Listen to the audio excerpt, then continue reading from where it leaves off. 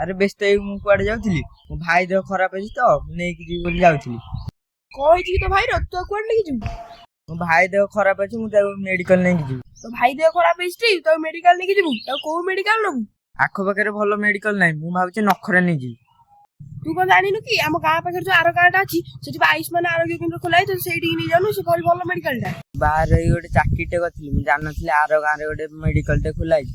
ମୋ ଭାଇ ଦେହ ଖରାପ ହବା ଶୁଣିକି ମୁଁ ଭାବୁଥିଲି ମୋ ଭାଇକୁ ଭଲ ମେଡିକାଲଟେ ନେଇଥାନ୍ତି। ତୁ କଣ ଜାଣିନଥିଲୁ? ଆମ ଗାଁ ପାଖରେ 2 ମାସ ହେଲେ ସେ ମେଡିକାଲଟେ ହେଇଛି, ଭଲ ଡାକ୍ତର ମାନେ ବି ରହୁଛନ୍ତି। ତୋ ଭାଇକୁ ସେଇଠିକି ନେଇକି ଯା, ସେ ଦେହ ସାଙ୍ଗେ ସାଙ୍ଗେ ଭଲ କରିଦେବେ, ବଢିଆ ଡାକ୍ତର ମାନେ ଅଛନ୍ତି। ହଉ ତାହେଲେ ମୁଁ ମୋ ଭାଇକୁ ଏତେ ବାଟ କାହିଁ ନେଇକି ଯିବି, ମୁଁ ମୋ ଭାଇକୁ ଏଇ ପାଖ ଗାଁରେ ଯୋଉ ମେଡିକାଲଟା ଅଛି ସେଇଠି ଦେଖେଇଦେବି।